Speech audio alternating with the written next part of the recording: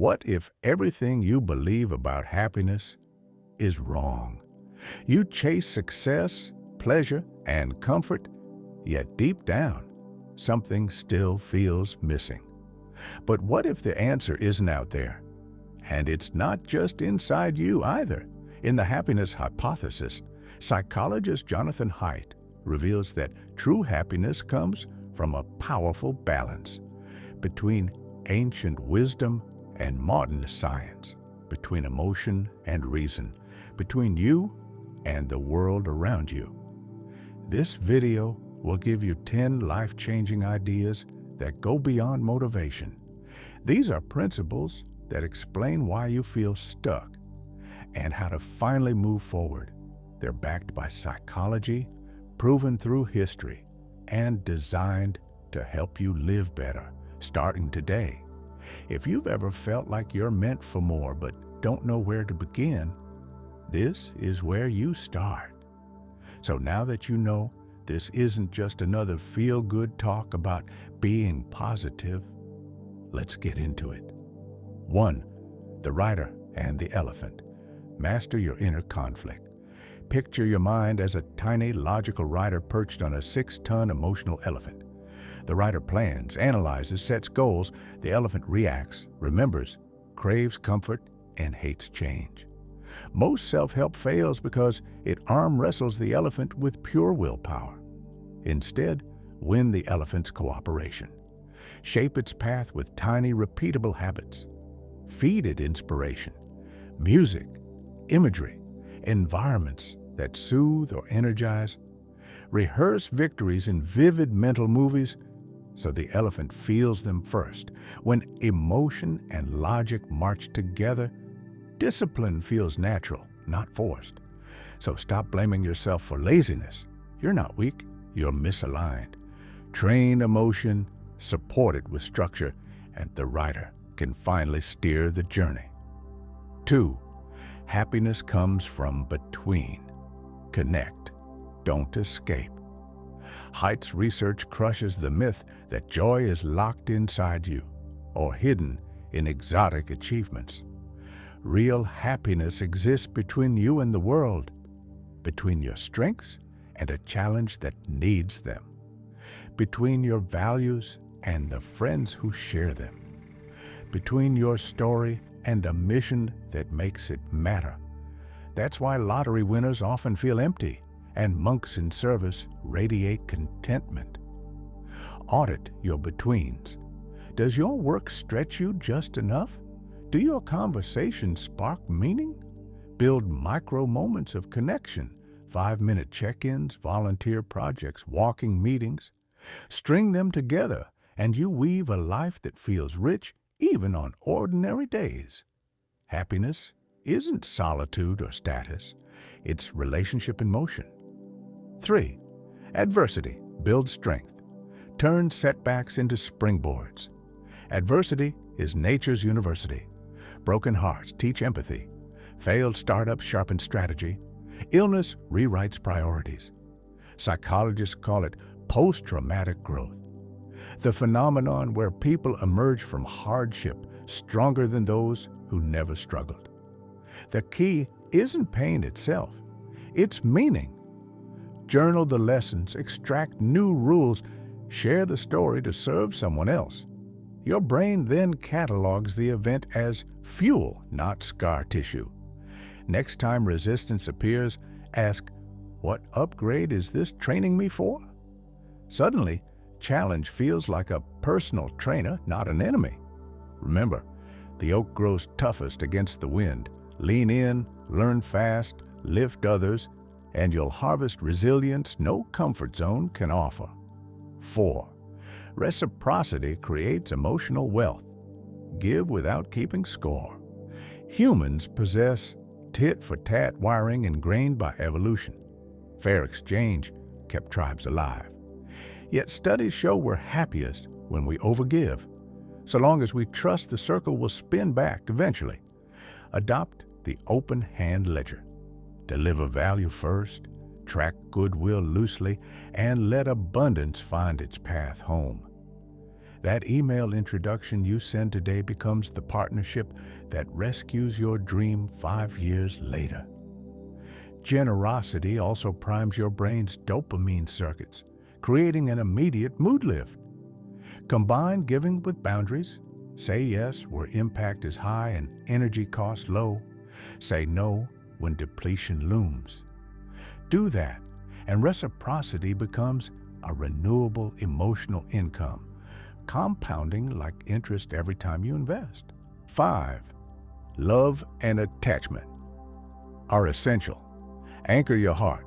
Secure attachment isn't childish. It's rocket fuel for adult ambition.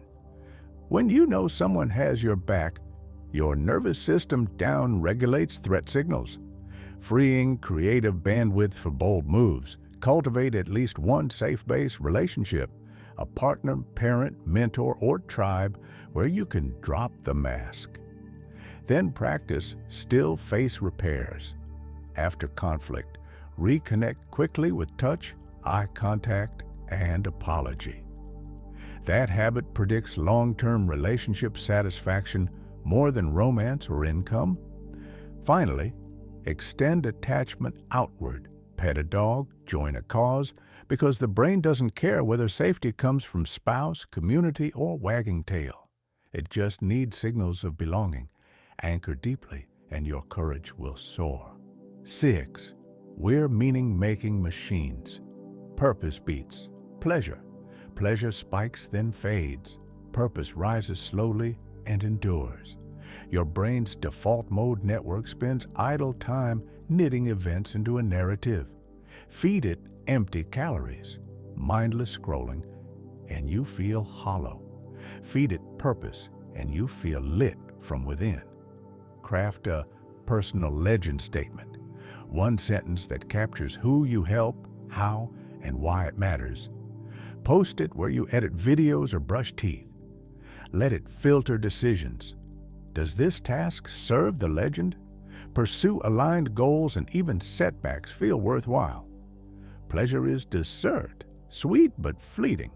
Purpose is the main course. Savor it daily, and you'll stay nourished whatever the menu brings. 7. Moral elevation lifts you. Surround yourself with greatness. Witnessing virtue, firefighters rushing in, athletes displaying sportsmanship, triggers warmth in the chest and a literal urge to act nobly. That's moral elevation. Curate it deliberately. Follow uplifting accounts. Attend ceremonies. Read hero biographies.